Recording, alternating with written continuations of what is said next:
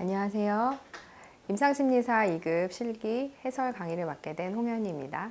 네, 여러분 이번 임상심리사 문제를 제가 보면서 느꼈는데요. 역시 공부는 평상시에 해둬야 된다. 이런 걸 많이 느꼈습니다. 왜냐하면 지난번하고는 다르게 네, 기출 문제가 상당히 많이 나왔습니다. 그래서 여러분께 제가 매번 드리는 말씀이지만 기출에 대해서 완벽하게 알아야 60점을 딱 맞을 수 있어요. 그러니까 단 한 문제도 내가 기출에서는 나오게 되면 틀리지 않겠다 하는 마음가짐으로 하셨을 때 그때 딱 60점을 맞고 그렇게 해서 보통은 이제 합격이 되시는데요. 이번에 사실은 기출을 완벽하게 알았다고 하면 60점이 넘습니다. 그러니까 안정권에 많이 들어가게 된다는 얘기예요. 그래서 이번엔 정말 기출에서 많이 냈었고 그동안 열심히 이제 공부하셨던 분들은 이번 시험을 오히려 좀 쉽게 보셨을 수도 있겠다. 이제 이런 생각을 했는데 어쨌든 기출이 정말 중요합니다. 제가 전에도 말씀드렸지만 임상심리사 같은 경우에는 문제은행이에요. 문제은행이기 때문에 기출에서 60%가 나올 수밖에 없습니다. 물론 정도의 차이가 있어서 딱 60점을 맞추지 못할 때가 있기도 하겠지만 그런 경우는 많이 없고요. 이번처럼 60점을 정말 웃도는 점수를 받게 되는 경우도 있으니까 여러분께서 정말 기출은 내가 단 한 문제도 나올 때 틀리지 않겠다 하는 마음가짐으로 하시면 정말 합격하실 수가 있다고 생각이 듭니다. 자, 그럼 시작해 볼게요.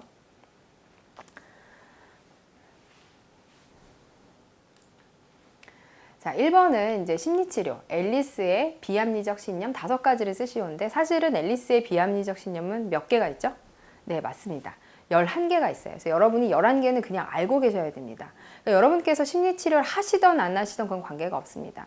그러니까 앨리스나 백 이런 거는 정말 기본 중에 기본이에요. 그러니까 CBT를 아시는 분들은 정말 기본 중에 기본이기 때문에 이 정도는 꼭 아셔야 된다. 5가지가 아니라 11가지를 쓰시오라고 나와도 쓸 수 있어야 된다. 이렇게 말씀을 드리고 싶습니다. 자, 그러면 답을 볼게요.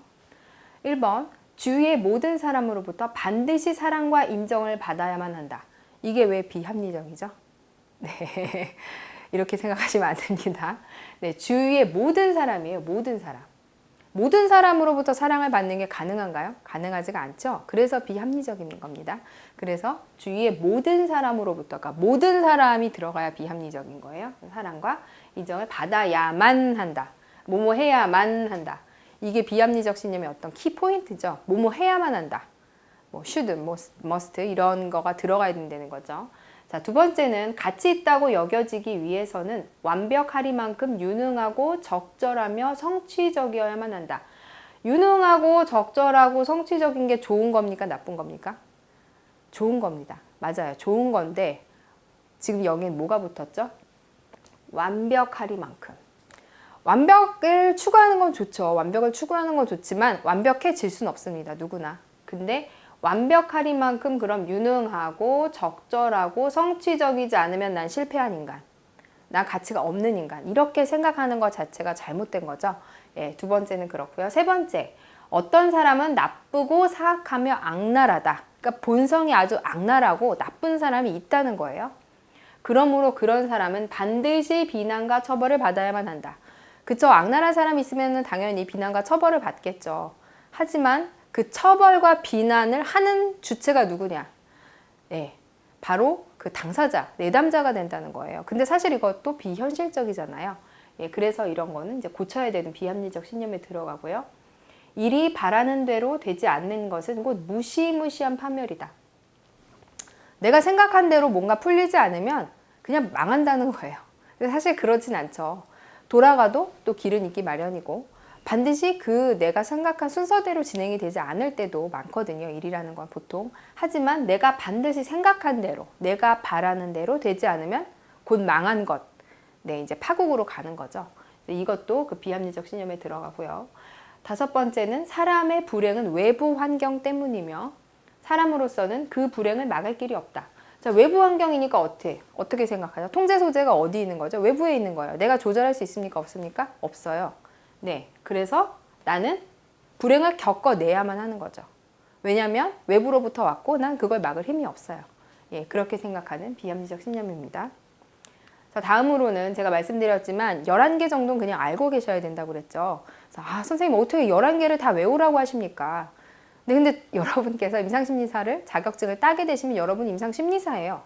네, 바로 자격이 생기시는 겁니다. 여러분께서 심리검사를 한다고 해서 그게 위법이 아닙니다. 여러분은 심리검사를 하기 위해서 이 시험을 치시는 거예요. 그러니까 여러분께서 이렇게 생각하시면 돼요. 의사가 의사 면허를 취득을 했을 때 그 사람을 우리는 믿을 수 있다고 생각을 하잖아요. 의사 면허가 없는 사람한테 우리는 진료를 받지 않습니다. 왜냐하면 우리 건강하고 직결이 되어 있잖아요. 여러분께서는요, 내담자의 심리적 건강과 직결이 되신 분들입니다. 그러니까 여러분께서 뭔가 심리 검사를 하시거나 아니면 뭐 상담을 하시던 이제 어떤 저희 현장에 계시게 될 때 뭔가 여러분께서 실수를 하시거나 하시게 되면 그게 바로 내담자의 심리적 건강과 직결이 되기 때문에 이거는 정말 필수적으로 아셔야 되는 거예요. 그러니까 물론 시험에 나온 걸 다 안다고 해서 훌륭한 임상심리사다 이렇게 말씀드릴 수는 없습니다. 하지만 기본은 정말 충실히 알고 계시는 그런 여러분들이 되셨으면 좋겠고요. 그래서 제가 11개는 다 외우셔야 된다고 말씀을 드리는 겁니다. 자, 6번째. 위험하거나 두려운 일이 일어날 가능성은 항상 있는 것으로 끊임없이 걱정의 원천이 된다. 그러니까 어때요, 이 사람은? 끊임없이 걱정을 하며 살아야 되는 거예요. 얼마나 힘들겠습니까? 그쵸? 7번째.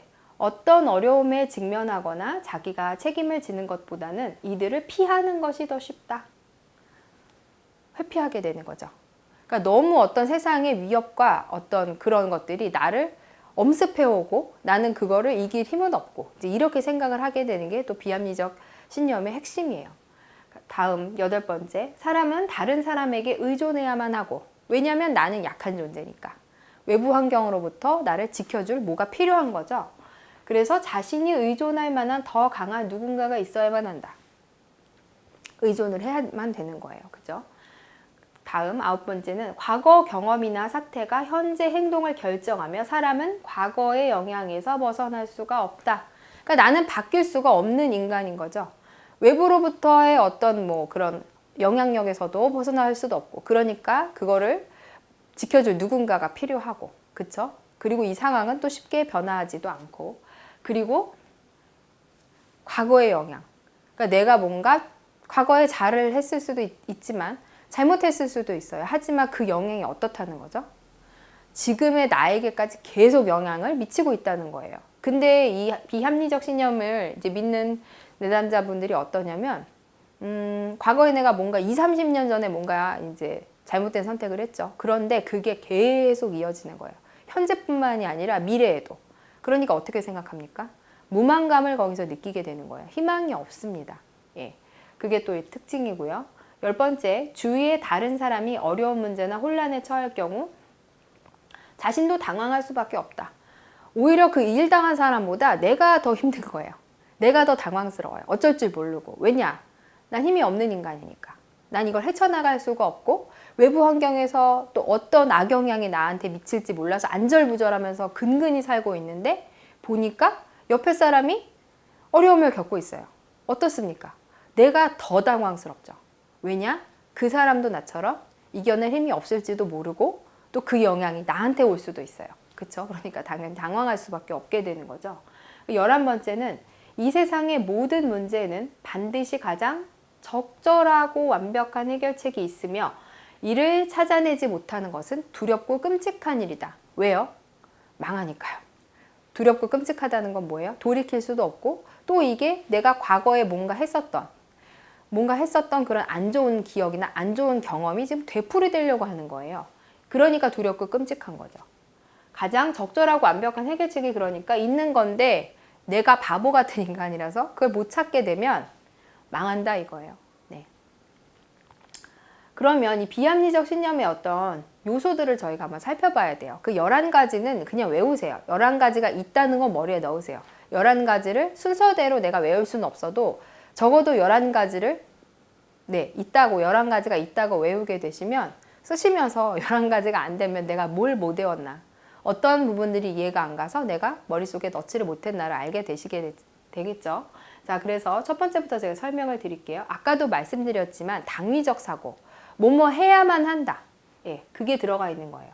그래서 여기서 앨리스는 절대적이고 당위적 사고를 인간 문제의 근원으로 봤어요. 반드시 뭘 해야만 하는 거예요. 반드시 뭐가 돼야만 되고 나는 사랑을 받아야만 하고 누구에게서? 우리 가족에게서? 아니죠. 모든 사람에게서. 네, 주위의 모든 사람에게서 내가 사랑과 애정을 받아야만 하고 관심을 받아야만 한다. 그렇지가 않으면 나는 가치가 없는 인간인 거예요. 네.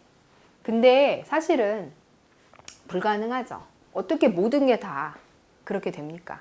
네. 그래서 must, should로 표현되는 당위적 사고는 아주 위험한 사고의 요소다. 네. 그렇게 말씀드릴 수가 있고요. 과장적 사고. 현실을 있는 그대로 보기보다 훨씬 더 과장해서 생각을 하는 거예요. 이거 잘못되면 어떻습니까? 다음에 더 잘하면 되죠. 안 통합니다. 네, 이렇게 생각하시는 내담자분들한테 제가 말씀을 드리면 안 통해요. 네, 훨씬 더 과장해서 생각하기 때문에. 전에도 이런 비슷한 일이 있었는데 그때 이런 안 좋은 경험을 하게 됐어요. 만약에 다음에 또 이런 일이 생기게 되면 저는 더 안 좋게 되겠지요. 네, 망하니까요. 저는 능력이 없으니까요. 외부 환경에서 오는 영향에 대해서 저는 저항할 수가 없고 그 영향은 계속 저를 안 좋게 만들려고 하고 있는 것 같아요 라고 생각을 하고 있는 거죠. 인간 비하적인 사고는요, 인간 가치에 대한 총체적인 평가를 말을 하는데 인간 비하라는 게 뭡니까? 네, 안 좋게 생각한다는 거예요. 그래서 대체로 잘못된 한 가지 행동으로 자기 비난이나 타인 비난의 경향이 드러나요. 내가 나를 비난하는 겁니다. 네, 내가 부족하고 못난 인간이라서 이런 생각을 계속 하게 돼요. 네, 타인 비난의 경우에 이제 타인을 비난하는 그런 행동이나 뭐 말로 나타나게 되겠죠. 아니면 생각을 하더라도. 그래서 인간 비하적이다. 그러니까 인간의 능력을 되게 낮게 봐요. 네. 그리고 마지막으로는 낮은 인내성. 욕구가 좌절된 상황을 이제 충분히 참지 못하는 경우가 여기에 해당이 되는데 만족지원 능력이라고 많이 들어보셨죠? 그러니까 만족지원이 현저히 떨어집니다. 지금 내가 뭔가가 이루어지지 못하고 지금 뭔가를 성취하지 못하면 뭐예요? 실패예요. 바로. 실패로 귀결이 됩니다. 그래서 그 실패되는 상황, 내가 뭔가 못되게 되는 상황을 참지를 못하는 거예요. 왜냐하면 이게 뭘 뜻하는 거예요? 내 인생이 파멸로 가는 거예요. 지금 이 사람한테는. 이 시그널을 이렇게 해석을 하는 사람한테 있어서는 이 뭔가의 이 상황들이 다 안 좋게 해석이 되기 때문에 그래서 못 참는 거예요. 그래서 이 네 가지가 어떤 앨리스 사고의 핵심이다, 특징이다를 알고 계시고 그 다음에 그 11가지를 외우시면 될 것 같아요. 자, 다음 문제는 너무 재밌게도요. 백의 인지적 오류입니다. 그러니까 앨리스와 백은 제가 외워야 된다고 말씀을 드렸죠. 그리고 백 같은 경우에는 저희 이상심리학 책, 이제 권성만 교수님이 쓰신 그 책에도 나와요. 그래서 백은 정말 아셔야 되고 또 재밌는 건 2018년도, 자, 저번에 나왔어요. 올해 이제 첫 번째 일기 시험에서 나왔기 때문에 이런 또 기출을 공부하시는 분들은 저번 시험에 나왔으니까 이번 시험엔 안 나오겠지 이런 생각을 또 하실 수 있는데 여지없이 이제 그런 스테레오타입을 깨는 일이 있었죠. 그래서 백의 인지적 오류 4가지는 꼭 알아야 된다. 4가지가 아니라 더 알아야 됩니다. 하지만 이제 여기서는 제가 간단하게만 말씀을 드릴게요. 첫 번째, 흑백 논리적 사고입니다. 그러니까 흔히 저희가 이분법적 사고라고 하는데요. 생활사건의 의미를 둘 중에 하나예요. 내 편 아니면 적. 잘못된 거 아니면 잘된 거. 이렇게 2가지로만 생각하는 거예요. 그래서 이 사람들의 특징은 뭐냐면 완벽하지 않은 건 곧 다 잘못된 거예요. 그러니까 잘된 게 없죠. 일상에 완벽하지 않은 게 더 많으니까요. 그래서 이제 흑백 논리적 사고. 이제 이거를 쓰실 때는 요 제목을 쓰시고 그 다음 요걸 해석하시는 거 이렇게 쓰시면 됩니다. 뭐 여기까지 쓰셔도 뭐 될 것 같긴 해요. 하지만 얘를 잘못 쓰게 될 경우에는 뭐 여기도 영향을 줄지도 모르므로 정확한 거 이렇게만 쓰시면 됩니다. 자, 그리고 과도한 일반화. 한두 번 사건에 근거해서 일반적인 결론을 내리고 무관한 상황에도 그 결론을 적용시키는 거예요. 그러니까 예를 들어서 맞선으로 내가 처음 만났어요. 소개팅을 뭐 한다고 쳐도 아무튼 내가 이 사람을 지금 생전 처음 만난 사람입니다. 근데 그 사람이 보니까 괜찮아요. 뭐 보니까 예의도 되게 바른 것 같고 매너도 좋고 되게 괜찮아요. 그러면 그 사람의 모든 됨됨이가 다 괜찮다고 생각을 하게 되는 거예요. 사실 근데 저희가 이거는 뭐 인지적인 오류이긴 하지만 저희가 일상생활에서 많이 범하는 그런 실수 중에 하나죠. 그래서 근데 만약에 반대의 경우에는 내가 그 사람 별로였어요. 그러면 그 사람 됨됨이가 다 별로라고 생각을 하게 되는 거예요. 그게 뭐라고요? 네, 과도한 일반화입니다. 이거는 뭔가 뭐 우울증 환자라던가 이제 이런 임산부한테만 발견되는 건 아니고 저희도 일상생활에서 이제 흔히 하게 되는 이제 그런 실수라고 할 수 있죠. 세 번째는 이제 정신적 여과입니다. 선택적 추상화라고도 하는데요. 어떤 상황에서 일어난 여러 가지 일 중에서 일부만 추립니다. 내가 생각하고 싶은 방향으로. 근데 어떤 방향이에요? 그 방향이 별로 안 좋은 방향, 부정적인 방향으로 흘러갈 수 있게끔 상황 전체를 그걸로 판단을 하는 거예요. 그래서 예를 들어서 친구랑 얘기를 나누는 도중에 뭐 일어난 여러 가지 일들이 있었겠죠. 근데 전반적으로 분위기는 되게 좋았고 저도 그 사람이 좋고 그 사람도 저를 좋아해요. 확실히 알고 있어요. 우리는 사이가 좋은 친구 관계입니다. 그런데 야 그때 너 그거는 조금 네가 실수한 것 같아. 뭐 몇 번 그렇게 친구 언급할 수 있었겠죠. 그러면 그걸 갖고 그 녀석이 나를 비판했어. 어떻게 걔가 나한테 그런 말 할 수가 있지? 이제 이렇게 생각을 하게 되는 겁니다. 전반적으로 대화 내용이 되게 긍정적이었고 그 사람이 나와의 관계가 되게 긍정적이었고 그 사람 역시도 좋은 방향으로 이제 그 친구에게 조언을 한다고 해서 얘기를 해줬을 수도 있어요. 하지만 나를 비판했다에 꽂히는 거죠. 네, 그게 바로 정신적 여과입니다. 필터링이라고 하죠. 이상하게 필터링을 하시는 거예요.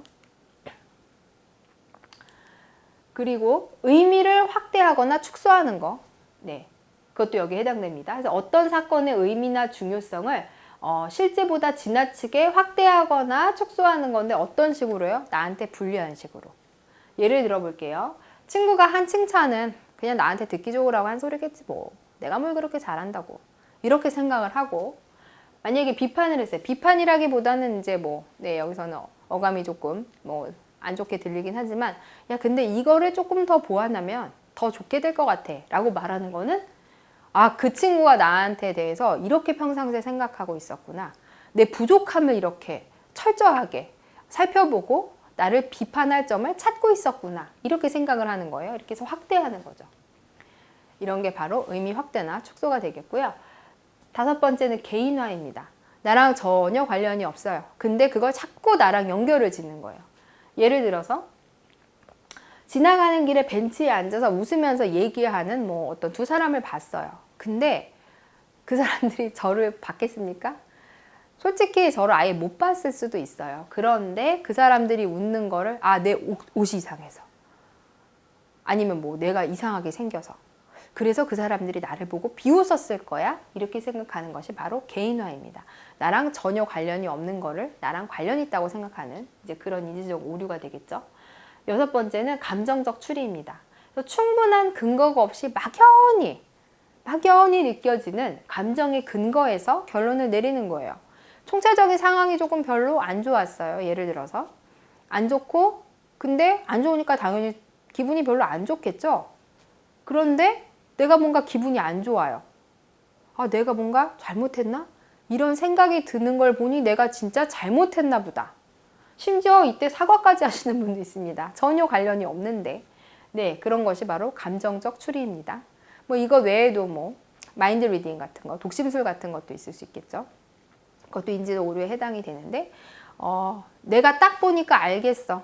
그래, 네가 나를 그렇게 이상하게 생각하고 있었구나. 예를 들어서 그 사람은 그런 생각을 전혀 한 적도 없어요. 근데 내가 딱 보니 알겠어. 이것도 인지적 오류에 해당이 됩니다. 그래서 이런 여러 가지 인지적 오류를 아시면 좋겠고 지금 사실은 저희가 이 점수 같은 거는 정확하진 않지만 예를 들어서 네 가지를 쓰시오. 그러면 보통 4점입니다. 그래서 한 가지당 1점씩 들어가요. 그러니까 부분 점수가 이제 거기서 주어지게 되는데 여러분들께서 체크하셔야 될 거는 사실은 저희도 그 채점 기준에 대해서 정확하게 거기서 밝히질 않습니다. 그러니까 뭐 예를 들어 3문제 이상 맞을 때부터 점수를 부분 점수를 준다던가 아니면 그냥 하나만 썼어도 1점이라도 주는가 거기에 대해서는 정확하게 밝히지를 않았어요. 왜냐하면 이제 논란의 여지가 상당히 많기 때문이죠. 이전에 한번 합격을 정말 당연히 예상했던 분들이 우수수 떨어진 적이 있었어요.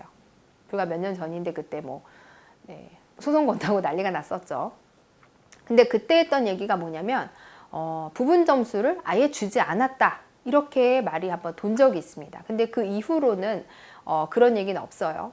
부분 점수를 인정을 안 했으면 제가 여러분을 이렇게 강의할 일이 저도 없었을지도 모릅니다.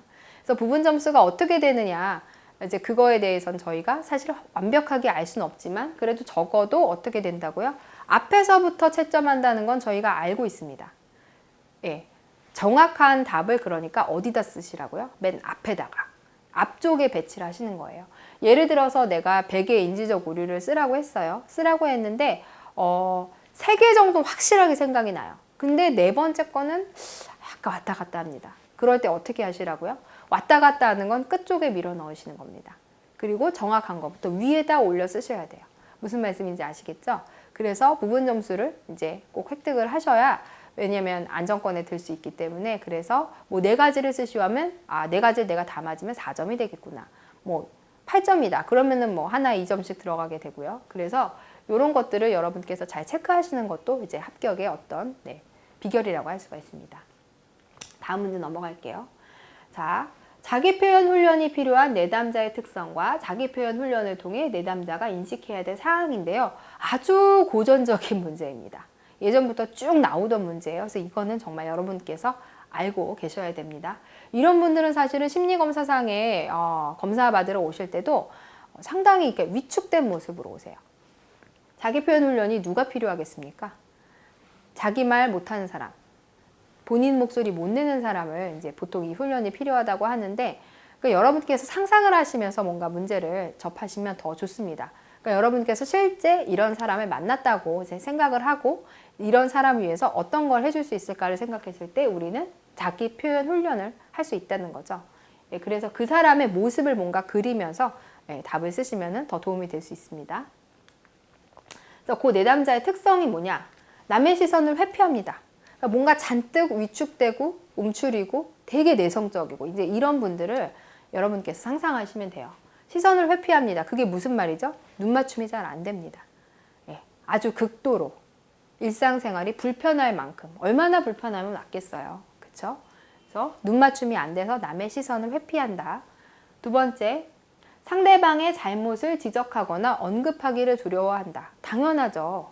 그냥 말 걸기도 힘들어요, 이런 분들은. 근데 어떻게 잘못된 거를 말씀을 쉽게 못 꺼내시죠. 그래서 잘못이나 지적을 아예 언급하는 거는 이런 분들은 상상도 할 수 없습니다. 어떻게 보면.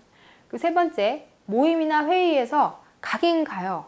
근데 아무튼 여러 명이 오는 상황 자체가 너무 스트레스입니다. 이런 분들은 1대1 상황에선 조금 나을 수 있어요. 하지만 여러 명이 둘러앉은 뭔가 회의라던가 회식이라던가 모임이라던가 이런 거는 정말 상상도 하기 싫은 그런 제일 싫은 상황일 겁니다. 그래서 아주 눈에 안 띄는 곳, 팀장님이나 어떤 부장님, 아니면 이제 본인의 상사가 자기를 볼 수 없는 곳, 그런 곳이라고 생각되는 이제 구석 자리를 차지해서 앉죠. 강의실도 가서 이런 친구들 보면 어디 앉죠? 저 맨 구석 자리. 하지만 그쪽이 더 눈에 잘 띄긴 띄죠. 하지만 어쨌든 구석 자리에만 앉습니다. 그리고 네 번째, 나를 비난하는 그냥 비난하는 소리들을 그냥 듣고 있어요. 대꾸를 못합니다. 반박을 못해요. 당신은 뭐가 그렇게 잘났는데 나한테 그렇게 말하죠? 라고 절대 말 못합니다. 속으로는 생각하실 수 있어요. 하지만 절대 표현은 못하고요. 사실은 속으로도 생각을 못하는 게 더 문제입니다.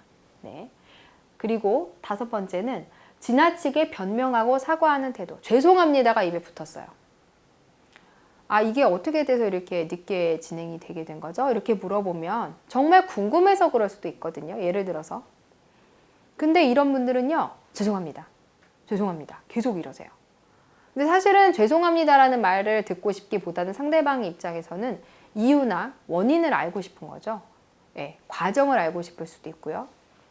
근데 계속 죄송합니다만 하니까 듣는 사람 입장에서는 좀 어떻게 보면 짜증을 유발한다고 할 수도 있습니다. 여섯 번째, 친구의 비합리적인 요구를 거절하지 못합니다. 이거 연결해서 생각하시면 돼요. 상대방의 잘못을 지적하거나 언급하기가 어렵다고 그랬죠? 할 수 있겠습니까? 못해요. 야, 네가 이렇게 나한테 말하는 건 너무 좀 심하지 않아? 이런 말 못합니다. 생각은 할 수 있지만 겉으로 드러내서 말씀을 꺼내지를 못하세요.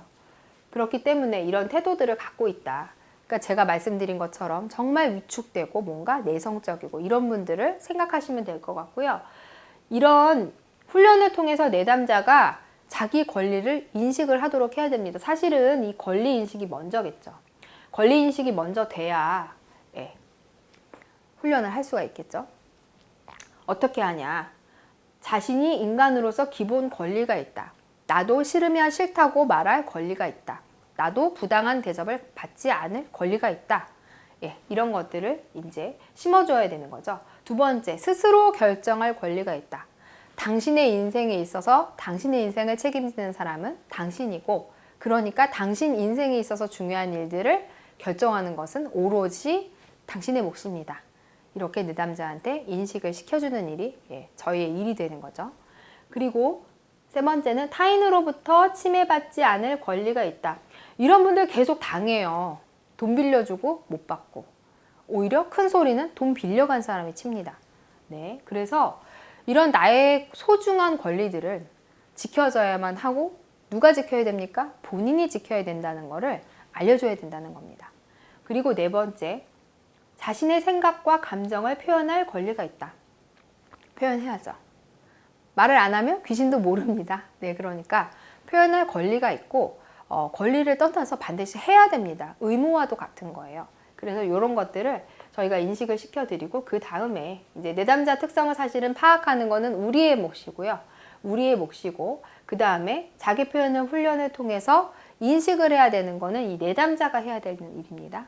그래서 여러분들께서 이런 거를 구분하셔서 또 알아두시면 좋습니다. 그리고 훈련을 할 때 유의사항이 있어요. 제가 말씀드렸죠. 이분들 특징이 뭐라고요?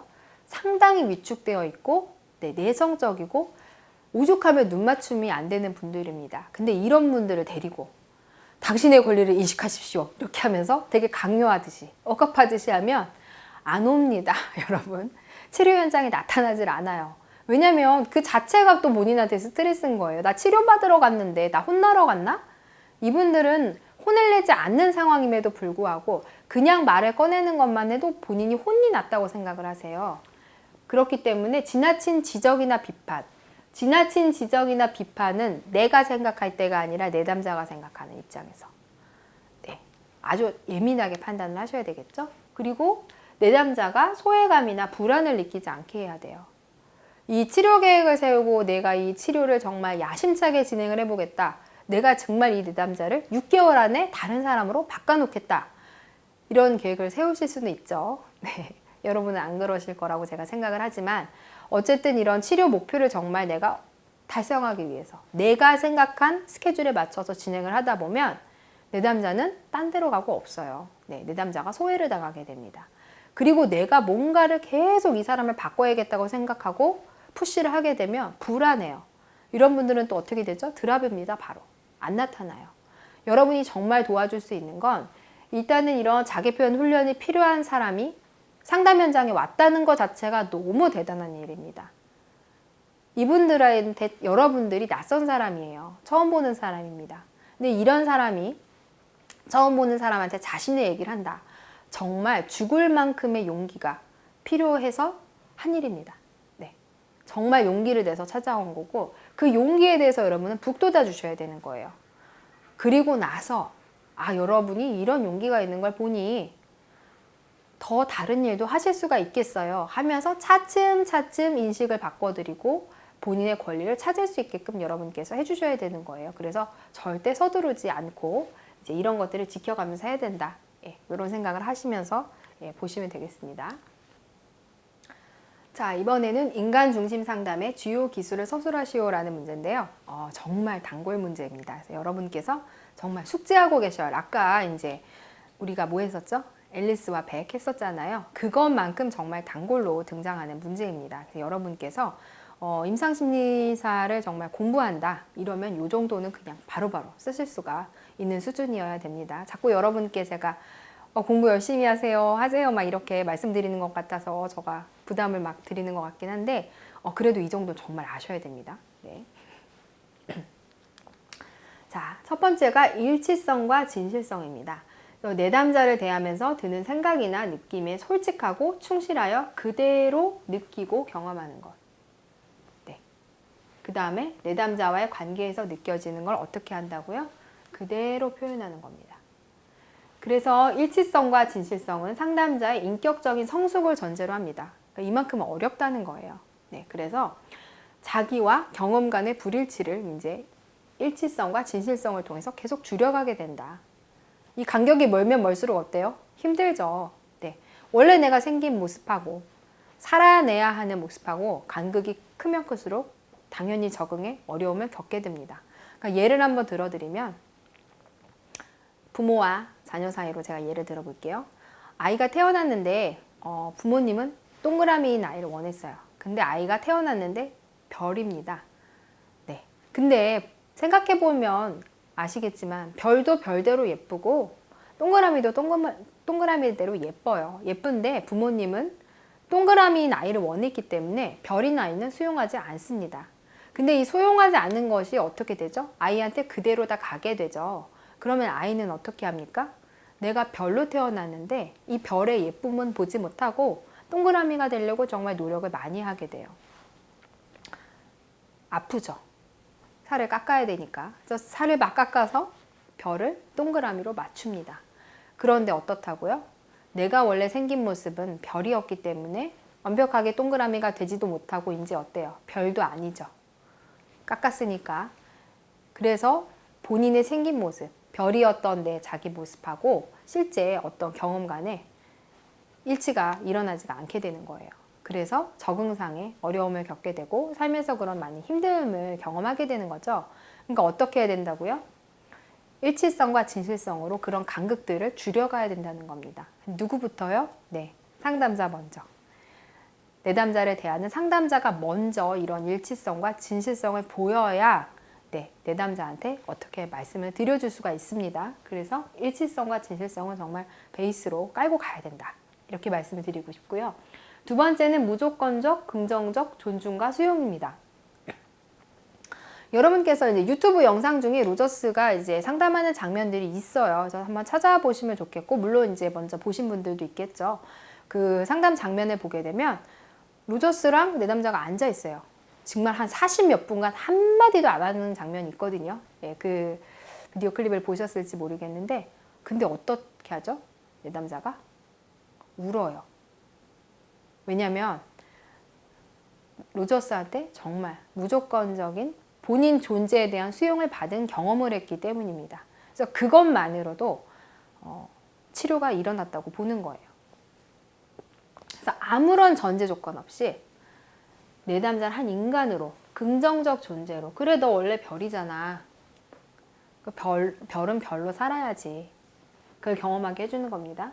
내담자를 한 인격체로 깊게 돌보는 것을 말하고요. 내담자의 감정, 행위, 생각의 좋고 나쁨에 대한 평가, 판단 안 합니다. 네.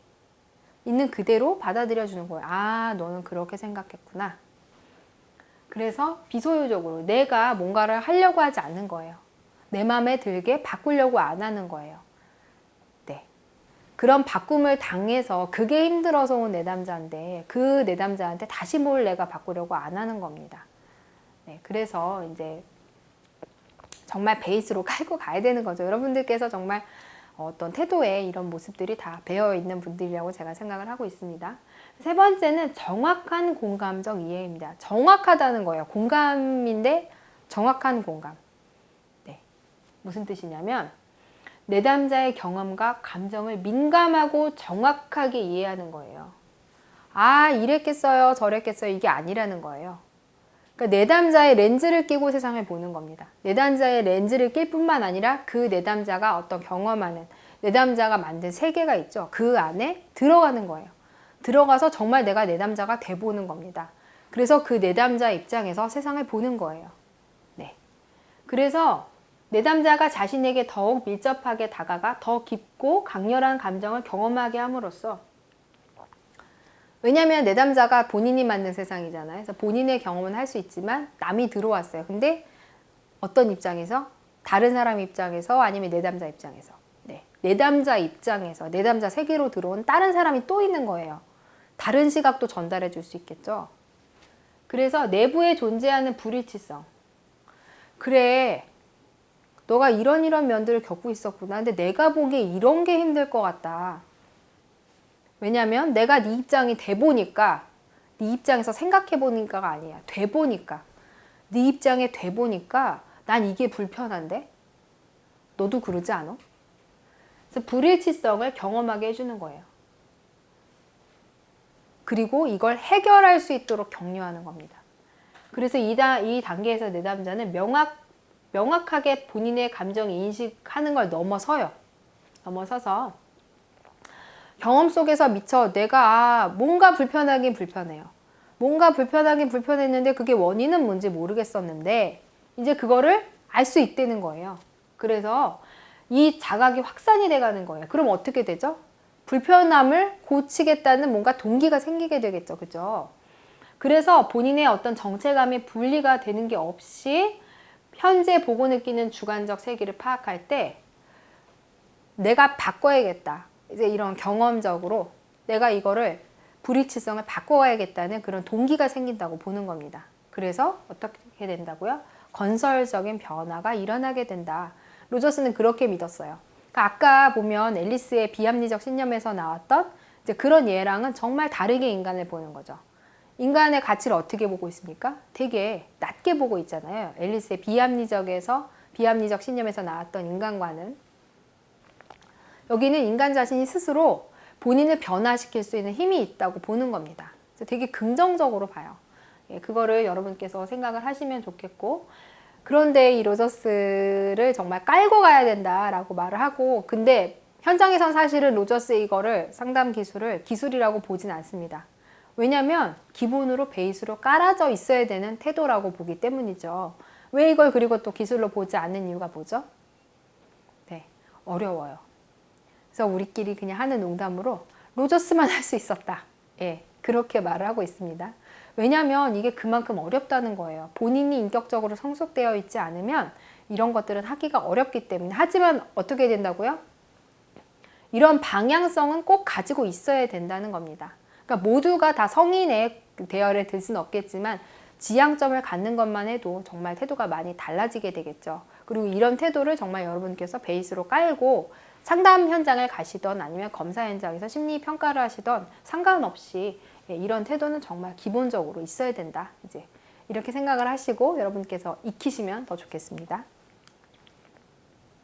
그리고 이제 토큰 강화가 나왔어요. 제 관련 기출은 뭐 2011, 12만 넣었지만 이것도 정말 단골 문제입니다. 제가 앞서도 말씀드렸죠. 정말 기출에서 많이 나왔다고. 네, 해당하는 문제입니다. 그래서 토큰은 뭐예요? 토큰 경제 많이 들어보셨죠? 그래서 토큰 경제에서 말하는 이제 그 토큰인데 그 토큰은 이제 다양한 강화물로 교환이 가능하다. 무슨 말이죠? 예를 들어서 내가 너 말 잘 들으면 엄마가 갈비 사줄게. 네, 저희 아들한테는 잘 통합니다.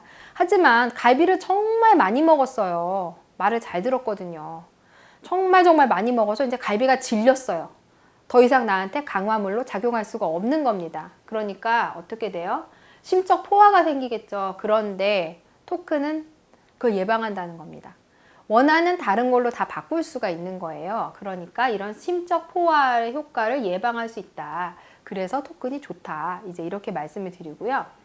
두 번째는 행동을 강화해야 될 시점에 즉시적으로 보상이 가능하다. 네. 행동치료 베이스죠, 완전히. 그래서 즉시적으로 바로 너 이거 이렇게 했어? 바로 주는 거예요. 그럼 어떻게 돼요? 강화가 된다는 거예요. 그 자리에서 바로.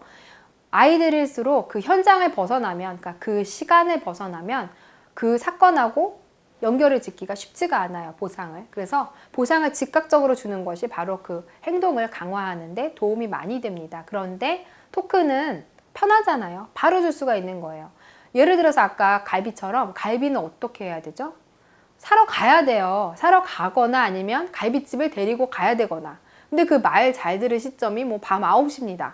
갈비집 문 닫아요. 그건 강화 못 하잖아요. 근데 토큰은 그런 게 없다는 거죠. 세 번째, 반응 대가를 수행하기 쉽다.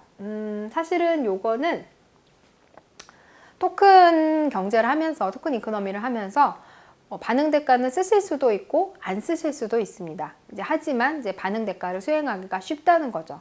내가 갈비를 사줬어요. 근데 그 다음에 한 5분, 10분도 안 지나서 애가 너무 이상한 짓을 했어요. 갈비 먹은 걸 토하게 합니까? 안 되죠. 근데 토큰은 어때요? 줬다가 뺏을 수 있죠. 아니면 예를 들어서 뭐 토큰을 하나 줬는데 말을 안 듣는 뭐 행동, 규칙을 어기는 행동을 했어요. 근데 행동을 뭐 3번 어기면 뭐 토큰 하나가 없어지는 거야. 이렇게 말을 하는 게 반응 대가죠. 어디서 많이 씁니까? 학교 현장에서 정말 많이 쓰고 있어요. 아직도. 네, 아직도 정말 많이 쓰고 있는 거니까 뭐 한물 갔다 이렇게 생각하시면 정말 안 되고요. 네. 매우 다양한 장면에서 쓰이고 있습니다. 그래서 뭐 학교에서 쓰는 칭찬 사다리 같은 거 그런 것도 다 토큰 경제입니다. 그리고 어떻게 하죠? 말 안 들으면 이제 뭐 몇 번 체크했다가 토큰해서 바로 그 조는 뭐 보상을 못 받는다던가. 네, 그런 것들이 다 학교에서 지금 하고 있는 것들이죠. 그래서 토큰은 이제 이런 강점을 갖고 있습니다. 그리고 저번에 나왔던 문제예요. 토큰 강화 순서에 대해서 간단하게 말씀을 드리면 목표 행동을 이제 결정을 하게 됩니다. 뭐 인사를 잘하는 게 목표 행동이에요. 그럼 이제 인사를 언제 잘하는 거? 어른이 왔을 때, 어른을 만날 때마다 뭐 90도로 인사를 한다. 뭐 이런 것이 목표 행동이 될 수가 있겠죠. 그 다음에 기저선이라는 건 뭐냐면 내가 무슨 행동을 할 때 지금 하고 있는 현재의 행동을 점검을 해서 기초선으로 세우라는 얘기예요. 네. 기초선을 세워야 내가 뭔가 토큰으로 해서 강화를 하거나 이랬을 때 이제 올라갔는지, 네, 올라갔는지 내려갔는지 이런 것들을 알 수가 있잖아요. 그래서 이 기저선을 맞춰야 된다. 네, 말씀을 드리고 싶고요. 세 번째는 교환 강화물을 선택을 하는데 교환 강화물이라는 건 뭐죠? 토큰하고 바꿔줄 수 있는 것들을 네, 결정할 수 있는데 누구의 취향을 반영해야 됩니까? 네, 내담자의 취향을 반영한 것이어야 합니다. 그래서 강화물로서 뭔가 작용할 수 있는 이제 내담자한테 매력적인 이제 그런 것들을 강화물로 선택을 하실 수가 있겠고, 그런데 이 강화물 같은 경우에는 기본적인 거, 기본적인 권리의 것은 안 됩니다. 그럼 예를 들어서 뭐 잠이라던가 기본적인 식사라던가 이런 인간 기본 권리에 해당되는 거는 강화물이 안 됩니다. 그걸 넘어서는 것이어야 되는 거예요. 그래서 예, 그렇게 선택을 하시면 되고, 사용할 토큰 유형을 선택을 해야 되는데 토큰을 강화하는 사람이 갖고 다니기 편한 거, 갖고 다니고 주기 편한 거, 이제 이런 것들 괜찮습니다. 뭐 그런 동그란 뭐 구슬 같은 것도 사용하는 데가 있고, 아니면 이제 쿠폰 같은 거 사용하는 데도 있고, 아무튼 그 토큰 유형을 선택을 하고요. 그 다음에 강화 계획하고 교환 계획을 세웁니다. 그래서 뭐 토큰이 얼마만큼 모여지면 원하는 걸로 바꿀 수 있습니다. 뭐 이런 걸 할 수 있고, 그리고 행동을 처음에 강화시킬 목적으로 초기에는 예를 들어서 뭐 토큰을 3개만 모아도 바로 좋아하는 걸로 바꿔주는 그런 것들을 할 수가 있겠죠. 근데 이제 점점점 강도를 늘려가는 거죠. 그래서 토큰을 뭐 10개를 모으면 강화물로.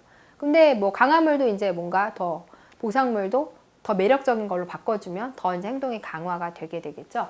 여러 가지 이런 순서로 진행된다는 것들 여러분께서 또 같이 연결해서 알아두시면 좋겠습니다.